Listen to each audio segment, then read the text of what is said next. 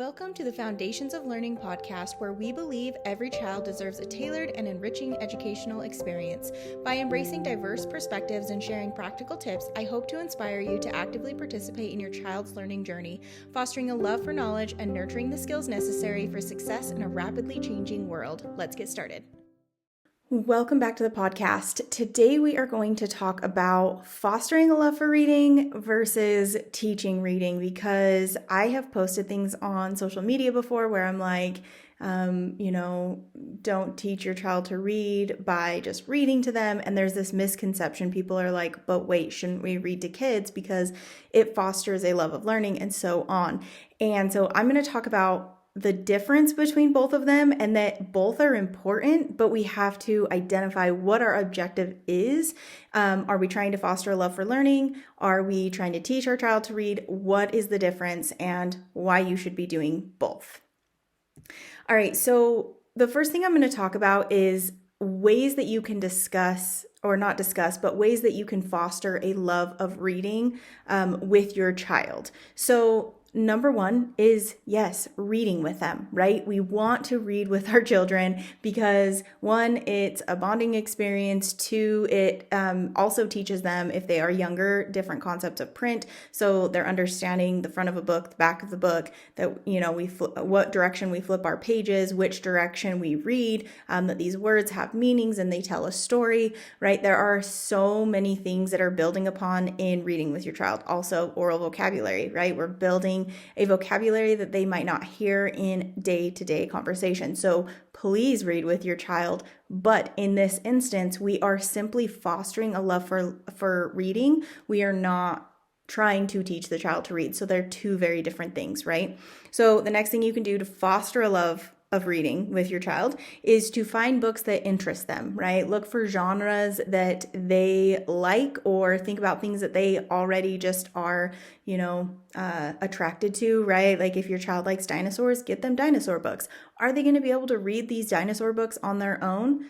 Maybe not, if they aren't yet to that spot, right, in their reading. They maybe are still working on foundational skills and they can't read the words. Now they might start recognizing words like pterodactyl or whatever, right? Because they have the picture and they have the word. But again, this is to foster a love for reading and the fact that we can use books to learn many things, but it's not so much about teaching the child to read.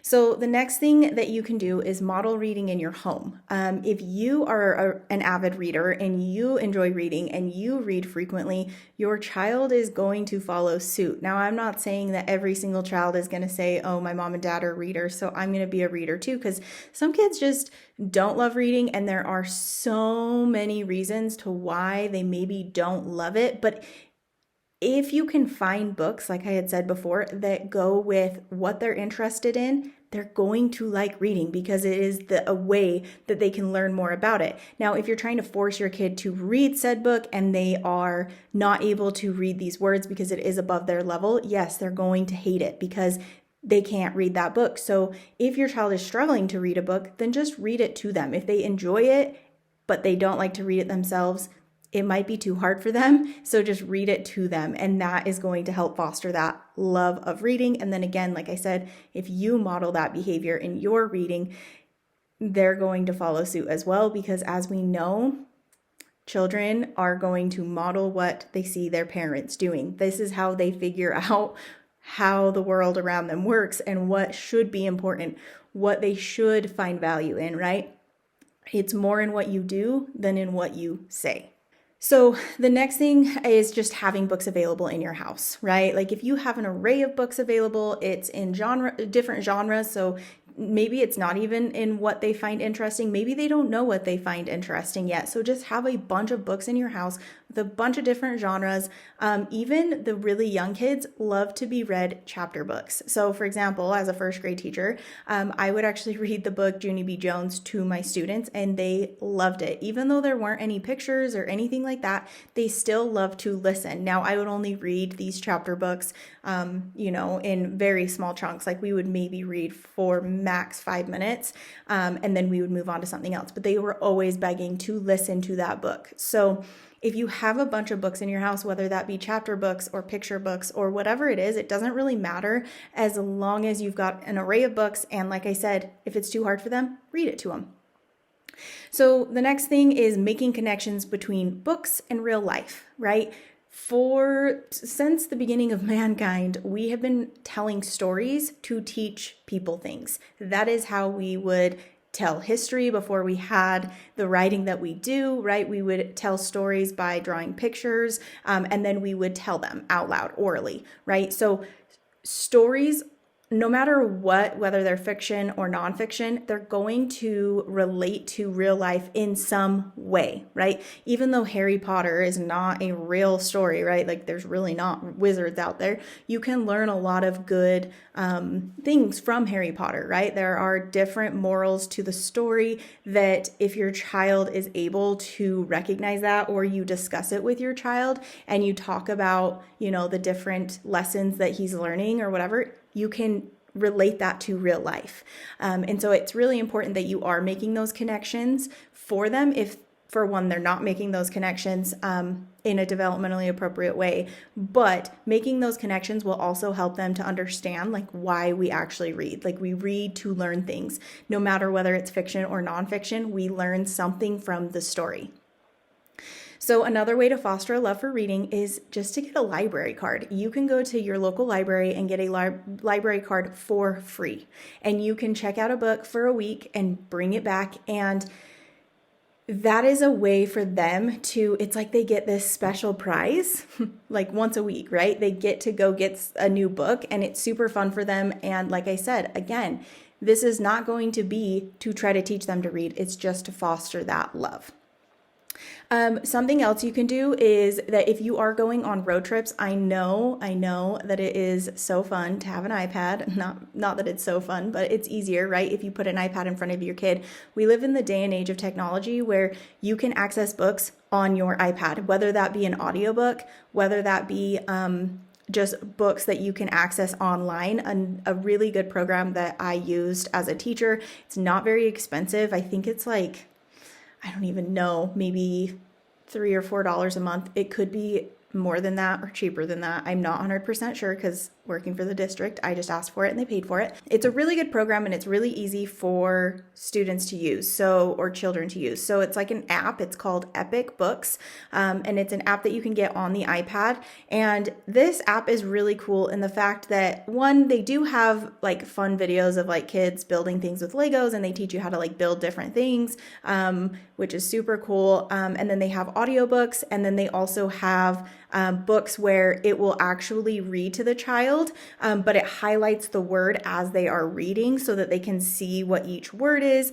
And then they also just have books that it doesn't have anybody reading to them. They just have to read it. And it has thousands and thousands and thousands of books that they can have access to on Epic. And my students loved Epic Books. Like it was amazing because they could access so many different books.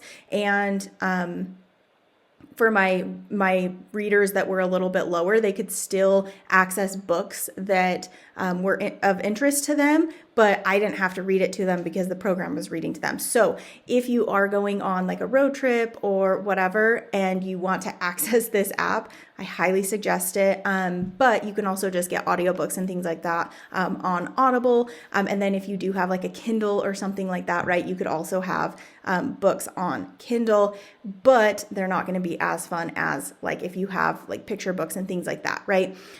So if your child is at that point where they are reading, you can have them go get a book from the library, right? This local library, and you can have them take it on this trip. Now, one of my memories as a kid was every single time that we went on a road trip, this was obviously once we were a little bit older, and we could read, my parents would always take us to like Barnes and Noble or a place like that, and we would get to buy a new book for that road trip. So it was something that was super special. My brother and I would get super excited that we got to go and get a new book, and we would read that book on our road trip. Now, I get there's people that get car sick, and maybe that is not a great choice because you're looking down and it makes you sick. But however, it was something that was super, super fun for me and my brother, and we were also practicing our reading skills, right? And so just doing things like that can also foster a love of reading, and it's something fun that they get to go and get before they go on their road trip. So another thing you can do to foster a love for learning, or not learning, foster a love for reading, also learning, would be to attend library story times. So libraries do have story times that you can go and attend, and they have people there that will read stories to the kids, and that can be super fun for them as well. So those are all things that you can do to foster a love of reading, right? We're not really focused on like teaching the child to read. Now, if they are a reader already, you want the book, you want them to be able to read the book.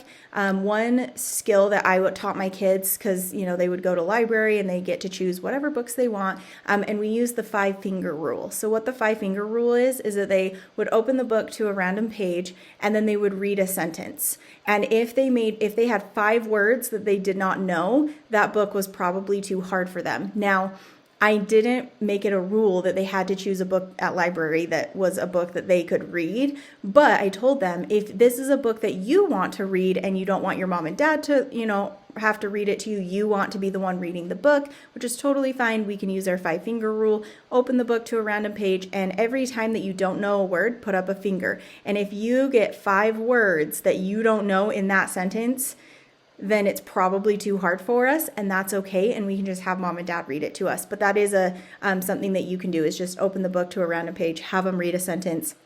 If they don't know 5 words, that's okay. We can still get this book, but I'm just going to have to read it to you, and that's totally fine, right? And so if you're trying to find a book that they can actually read, use that 5-finger rule. It's super helpful to know like whether or not that book is going to be something that they can read independently.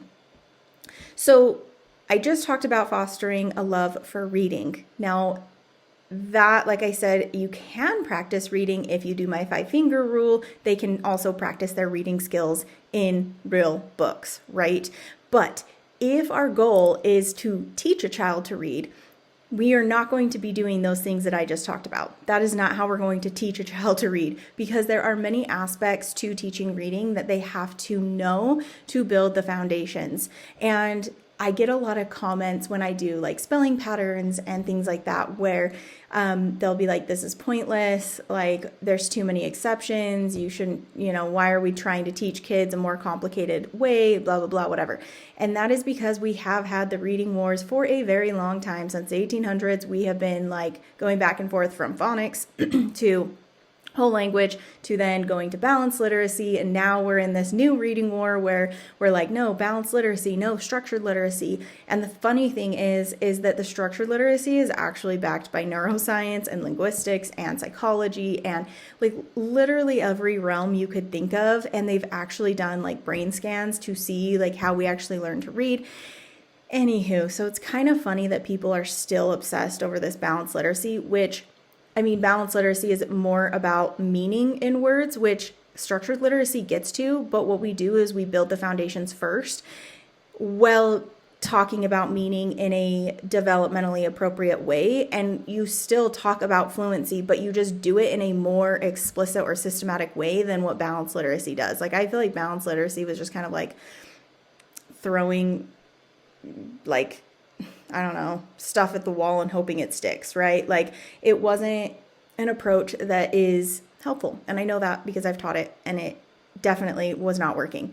Anywho, I get comments about like, this is pointless, why would you do this? And it's kind of funny because I think about the analogy of like learning a musical instrument, right? So side story here, so we had last year at the end of the school year, our school did a talent show so the kids, like the 5th and 6th graders, got to do a talent show, and then they wanted the teachers to also do the talent show. So they wanted us to, come like do groups of teachers and like do some sort of talent. And so some of us teachers decided we're going to create a band. We called ourselves ABCD. It was amazing. We made shirts, everything. Anywho, I have really never played a musical instrument. Like, if you are my age, then in elementary school, they taught you like how to play the recorder. You had to like play hot cross buns or whatever, right? So I had like that much experience in learning a musical instrument. Like, I could not play a musical instrument, and I was like, I want to be a part of this band because I want to learn a musical instrument. Now, we had very little time to learn how to actually do these things, but the other people in the group, they were actually like musicians. They knew how to play instruments. Anywho, so one of my coworkers, her husband knows how to play like every instrument, and I did not have time to learn how, like, I was the drummer. They were like, this will be the easiest one for you, like, is drums. You can learn like the 5 main beats and just play it, right? So I didn't have time to learn the music, to learn how to read music, how, like, what parts of the drum are what parts. Like, literally, I sat down. Her husband was like, "Hey, these are the beats, and then you're going to copy me." And to be honest, it's so funny because that is whole language. Like, doing the balanced literacy approach, to do the whole language approach, a lot of it is just like, look, I'm going to show you how to do it, and then you're going to copy me. Anywho, so I learned those 5 beats, okay? And I sat there and practiced on like using pencils and stuff. Like, I was listening to the song that we were going to play, and I would just sit there and practice the beat so that I knew what the beat was. And then I had to like watch the bass player, because the bass player and the drums, I learned, are kind of, they play some of the same beats, right? And the beats that I was playing was like what the bass player was playing. Like, very simple, okay? And it was really hard because I had to memorize it, and it would have been so much easier if I had the foundations. Like, if I knew, all right, here is how you read music, here are the notes, here are the beats, this is how you read drum music, and then these are the parts of the drum, this is what this means, and this is what this means. Like, it was so complex, and I didn't even realize, like, I knew it was complex, but anywho, it is such a great analogy to why we should teach spelling patterns and why we should teach structured literacy, because I memorized how to play like 5 beats in one song, but I can't apply that to anything else. It's the same thing. If we teach the kids the alphabetic code, which our system is an alphabetic code, so it is not like what we used to do where symbols represented meaning. Although, I mean, I guess you could say, well, these symbols represent meaning, but only if they're put together in a certain way, right? So if we teach the alphabetic code, we teach phonological awareness, we teach prefixes and suffixes, and we actually teach them how our language works, it's kind of like learning how to read music, learning the parts of the instrument, right? And building upon that foundation so that I know if I go to another sheet of music, I can just play it. I don't have to try to just memorize that song and memorize this song and memorize that song. It is the exact same thing when we are learning to read. If you are trying to do it based on memorization, kids are going to get to a certain book where they don't know any of the words and they have no strategies to actually sound out these words or to read these words. It also would be beneficial if they understood how to identify prefixes, suffixes, root words, base words, and identify meaning of the word without having to use context. I don't know how many times, because I grew up in the era of balanced literacy, so I don't know how many times I have used a word incorrectly. My husband always tells me, he's like, you did not use that word right. But it was because I was taught to use context to figure out the meaning of a word.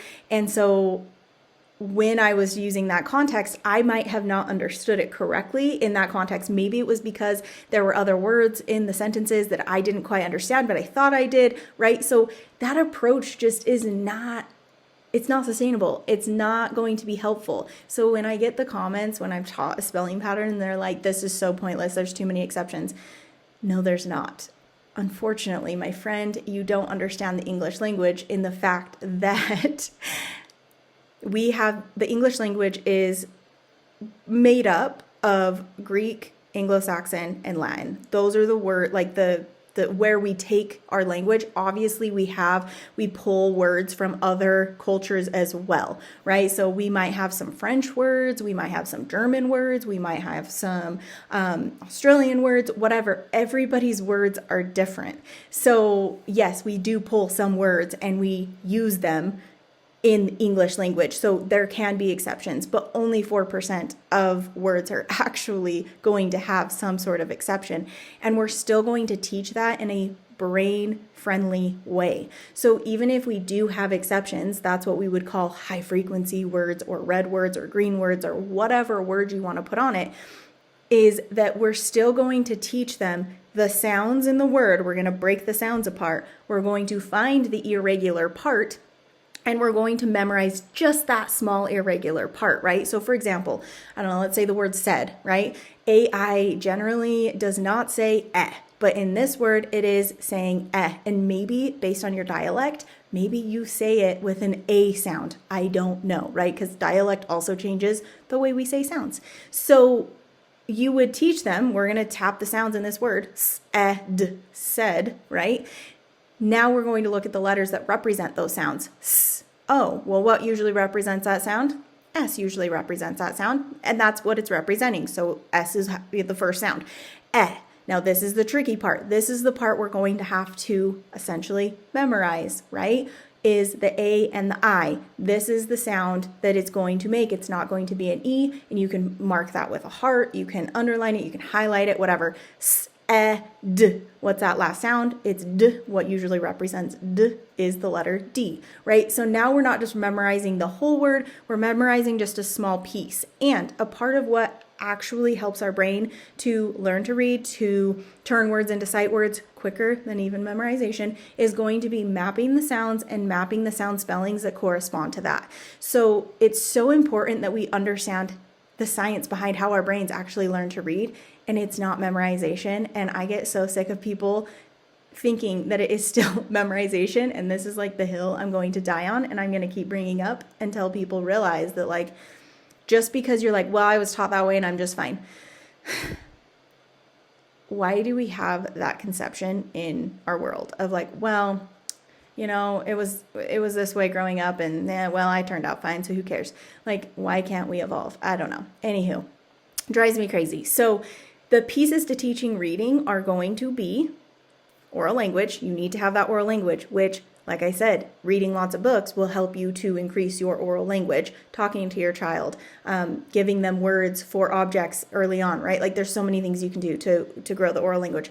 Phonological awareness, which is the ability to manipulate sounds in words, whether that be with syllables, just understanding what a word is, understanding onset and rhyme, understanding how to break a word into its individual sounds, right? There's so many pieces to phonological awareness. And if your child has some sort of like dyslexia or some sort of phonological processing disorder, phonological awareness is what they need to work on, and that is going to help them when they go to actually read and to write, right? So we have oral language, phonological awareness, then we have phonics. So phonics is actually those sounds we were working on in the auditory form with phonological awareness, we're now putting to the sound spelling, right? So now we're looking at our alphabet and the sounds of our alphabet. We're looking at vowel teams and diphthongs, and we're looking at our controlled vowels, and we're looking at silent E and just the patterns that we see within words most frequently. And then you also have some other patterns that don't show up as frequently, but maybe they say a sound, right? So you could go with just like long vowel sounds, because most of our patterns are going to be with the vowels. Obviously there's different ones like digraphs. Those are two consonants that stick together and they say one new sound, right? So there are other ones as well, but our vowels are going to have the largest variation in the sounds that they say and how we're going to spell that. And the reason that we do that in our English language can have to do with how we're changing the word in its meaning. You know, like you have the word breath and you have the word breathe, right? They're very different and they're spelt differently, and they're spelt differently for a reason, so that we know how to pronounce the TH or how to pronounce the vowel, right? So there are actual rules and patterns, and obviously it gets more complex as you go. And so that's why we want to teach like the most simple form, build upon, right? As if you were building a house. But you can teach these patterns, and then students can start to recognize these patterns and how to read and spell with them, right? So in the phonics portion, you're teaching that spelling pattern. You are then having them read with it. You're having them spell with it. You're having them read decodable texts that actually follow that pattern, so that they can practice reading with that pattern. So can you see the difference on teaching a child to read and fostering a love for reading? They are both important, equally important, except for there are two different approaches, two different objectives. And yes, if they become a good reader, right, by building the foundations and teaching them to read, it is going to foster a love of reading because now they can do it on their own. They can, the opportunities are endless, right, with what they can read and whatever. So you have phonics, okay? And then you go to high frequency words. Now, like I said, some people call these sight words, some people call them high frequency words, some people call them red words. It really doesn't matter what high frequency words are, and why I think they're important is because they are the most frequently used words in text. So for example, the 107 Xeno words is what I would teach my students. They comprise 50% of all text. So if we can turn those, which not all of them are actually irregular words, like some of them are like it.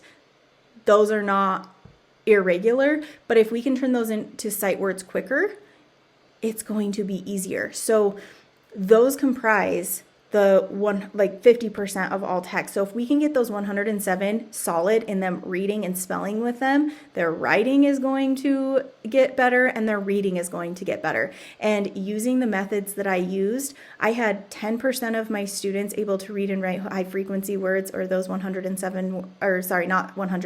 65, because in first grade we did 1 to 65, but those 65 words, I had 10% of my students that were able to read and spell the 65 words in the beginning of the year. And by the end of the year, using a brain-friendly approach, I had 95% of my students reading and spelling with those words. So when we use a brain-friendly approach, you will see growth in their abilities very quickly, okay? So those are the high frequency words. To teach high frequency words, basically it's like what I had said before with the word said, right? We're still, looking at the sounds in the word. We're identifying the irregular pattern if there is one. We are reading with it, we're spelling with it, we're finding it within text, and we're doing that frequently. We're always reviewing. That is one thing too with teaching reading, is you should always be reviewing. I don't care if you are like, I think my kids got it. I would review it every so often, just bring it back, right? And I mean, once they get to a point where they're a fluent reader and they can just read words and they can identify patterns in words, it's not as necessary to go back because now they've moved on from learning to read to reading to learn, right? So that's high frequency words, right? So then we have vocabulary, which vocabulary is something that you can work on with even young kids.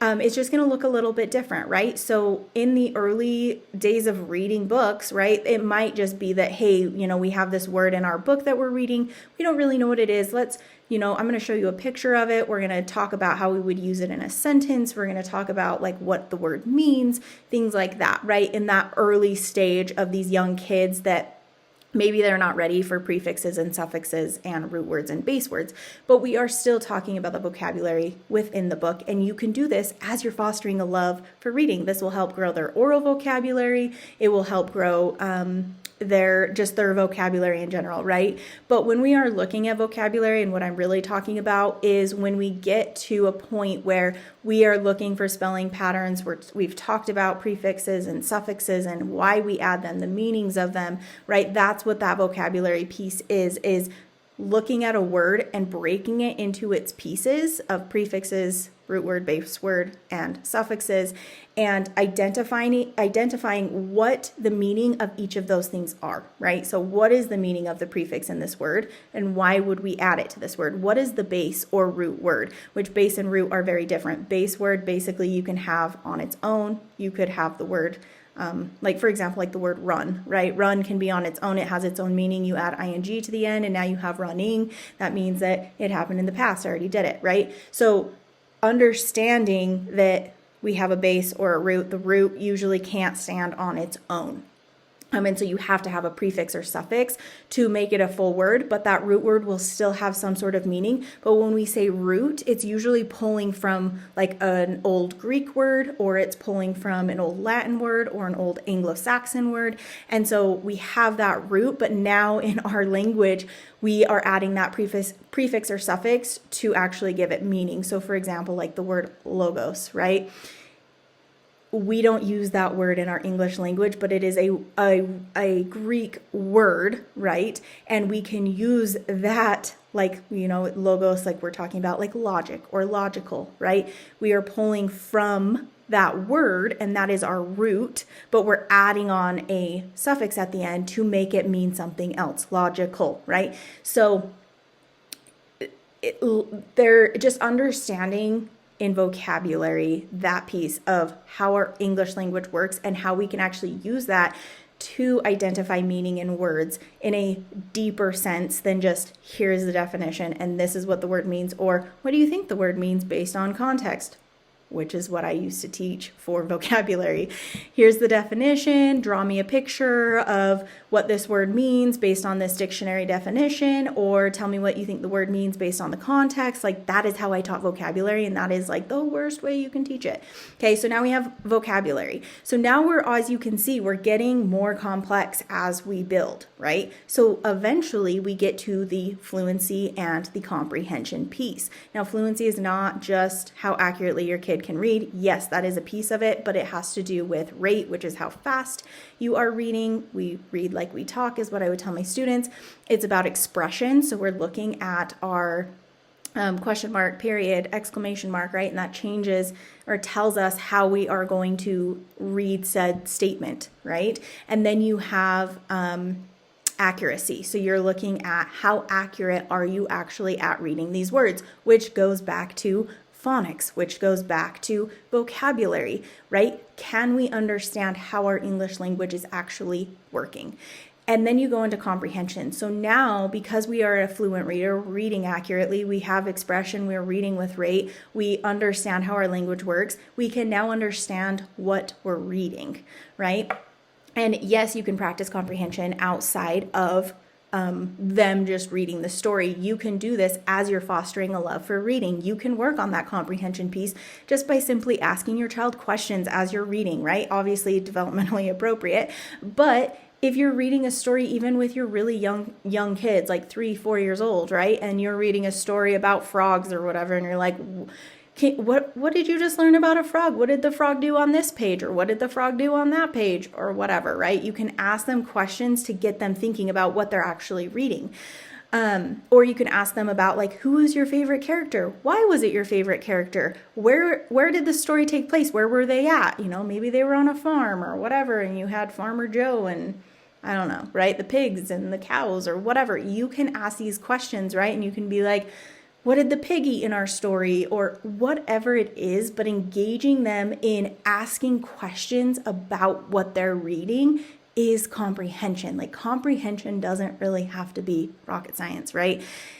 But the point of what we're doing when we're building those foundations is getting them to a point where they can read to learn, right? So as you can see, it is very different in fostering a love for reading and teaching reading. They are two very different things, but yet they are both very important. Now, when I'm saying, like, if you read to your kid's going to learn to read, that's just not true. I mean, like I said, back to the analogy of learning a musical instrument, they might be able to memorize some words for sure, and you might be like, oh, my kid's a reader because we've read this book a million times and now they've memorized this book and they can read the words.